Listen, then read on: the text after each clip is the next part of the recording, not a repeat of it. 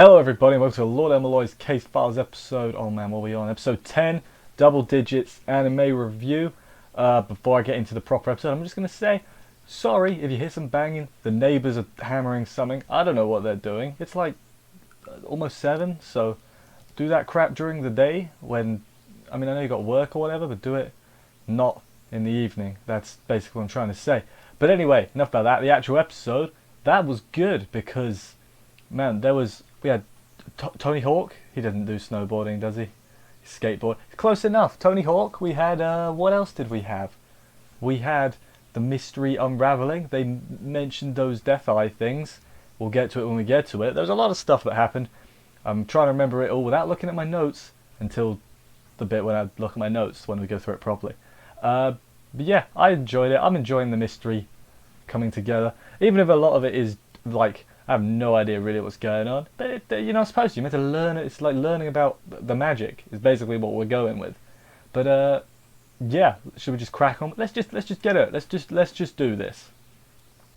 So the episode begins, and it was just a dream. Yep, that's right. All of Lord El-Melloi's case files, all of Fate Zero, it was all a dream. No, this is the dream.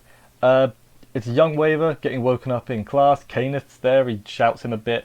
Asks why he wants to be in I was going to call it the Growly Hale War then. Well, that's what we'll call it. The Growly Hale War.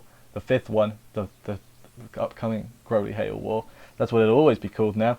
And basically asks, what's your final destination? And I was like, box only, 2 stock, final destination, 1v1. Items off. Items off is the thing I should have said. Yeah, more about that. Gray and Hephaestion have huddled down in a cave, I guess. After I guess their little fight and there was a blizzard, they're like, let's just huddle in a cave and have girl talk, I guess. They do the old "we're not so different, you and I" speech because they're both fakers. I learned that faker is like a class. Even that ends in Why doesn't assassin bothers me because it's the only like class that doesn't end in I know there's probably some other additional classes that don't end in but of the main ones, it's just assassin. Like, just call it killer. I know it's not exactly the same thing, but it would have got the job done. Anyway, I've just slight rant over. What's the name? Hephaestion says if Waver enters the war, he will die, and then Gray counters her argument by saying, "Why were you the only one to reprimand the Skandar?" Then she uses her eyes, and Gray starts freaking out, and it's because of the dream thing or whatever, because of how her body works or something. Jargon, I'm trying to understand. My understanding is because her body is like a clone body, or not a clone, but it's like I don't know what to call it, a replica, whatever, I don't know the exact term, that lets her see into dreams, maybe, or something to do with the spirit. I'll have to rewatch that part, I'm going to be honest. I was making notes, so I was looking out of the corner of my eye, so maybe I missed it. Hey, the blizzard stopped. Off they go. Back to Shishigo and Luvia, remember them. They're talking to some woman about Trisha, who tells them, I think the woman was in one of the earlier episodes, I can't remember, tells them that Olga Marie was abandoned once. Her dad found out something 7 years ago, and he was researching the Grail War at this point as well. And Trisha was researching the Grail War as well, sorry. And then the Animusphere bloke, the dad, Olga Marie's dad, hired some guy who was the man without a heart, who was researching the Grey War for Animusphere. So is that the dude that we saw earlier? Because later on they're like, Luvia's like, the guy who got his heart stolen by a fairy or whatever. So was that the dude we saw earlier in the series? Was that him? Is that who we're talking about? And then the younger daughter, whatever. I don't remember. There's a lot to this. Yeah, the sister-in-law is on the train. That can't be right then, because it's implying that one of those people was... I don't know. But yeah, the train is on its way. Poor Gray, she's been left behind. Oh wait, no she hasn't, because as I said, Tony Hawk, pro skater, it's snowboarding, but you get the point.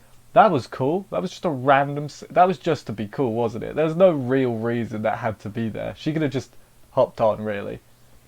The snowboard... It was cool, though, I'm not going to complain. I'm all for things there just for being cool, and like... Yeah, that's... but the guy who was when he was writing this, he was loving it. It was nicely animated as well. So good job, Gray. Snowboarder Gray. This whole apprentice thing doesn't work out for you. You've got a decent career as a snowboarder waiting for you. Okay, then we learn about the man without a heart, sister on the train, or sister-in-law is on the train. It's kind of implied that it's glasses. Again, didn't learn her name. Sorry. But yeah, then she's going to do some detective. She gathers everybody around, tells everyone about the previous case 7 years ago, and then the location where they found the body wasn't the scene of the crime. And then Olga Marie brings the head. Trisha sealed the old head because she knew she was going to get beheaded. I'm having to look at my notes for this part because there's a lot here. The head was alive in the pocket dimension and said Carabo's name because that's who did it. So I guess her head popped out and then said who it was immediately after popping out because it was still alive the whole time and then it died shortly after coming out. That's what I'm gathered from that. They mentioned the mystic eyes of death perception, which is cool. Like Shiki has them, and does other Shiki have them? They're both called Shiki. That didn't help.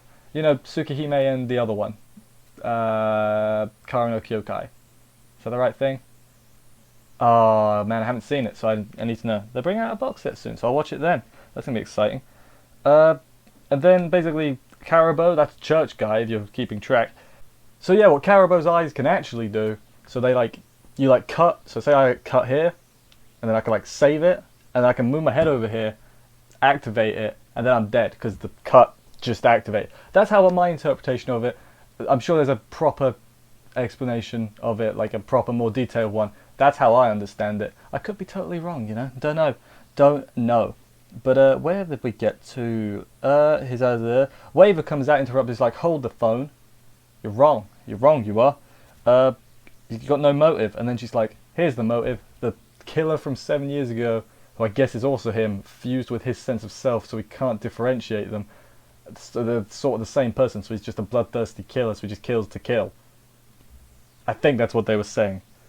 And then the train spirit shows up to get the eyes and says, yes, his eyes could do that, whatever. It's possible, and his eyes gets taken out. Bit gruesome. It's like, I mean, it's like a spirit, so it doesn't really, but he's got no eyes anymore, which is, you know, eyes are quite useful. You know, you might need them. Waver though, he doesn't think that Carabo did it. No, he does not. He's chained up, old Carabo. Says he doesn't know if he's involved in the previous case because his eyes messed with his memories or something. That's what I took from that. Now he's like, if I had my eyes now, I could find the truth. So their plan is, right, we need to buy back the eyes. Melvin's there. He's like, I got money. I can do that. Trisha had a lewd statue on herself. That was fine. But then they were like, that statue wasn't there at the crime scene. That's obviously going to be used for something else. So Waver's like, I'm gonna get to the bottom of this, guys. So we got 2 episodes to get to the bottom of this. I'm sure he will, because he's a great old detective. He's anime Sherlock Holmes, except I'm pretty sure anime Sherlock Holmes already exists and has existed for a while.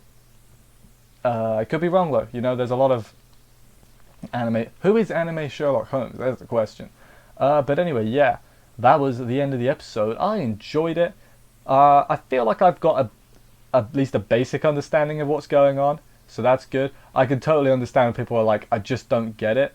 Like, if people just don't understand, I'm like, you might need to do some reading. I'm pretty good at grasping what's going on, so I'm having a good time. I can't think of anything else to say, so yeah. Thank you everybody for watching. I hope you enjoyed this review. If you did, consider subscribing for more, because there's many animes in the world. And I just called them animes. Never mind, you don't have to subscribe. I'm a terrible person for saying that. The plural of anime is anime. I will see you next week, and bye guys.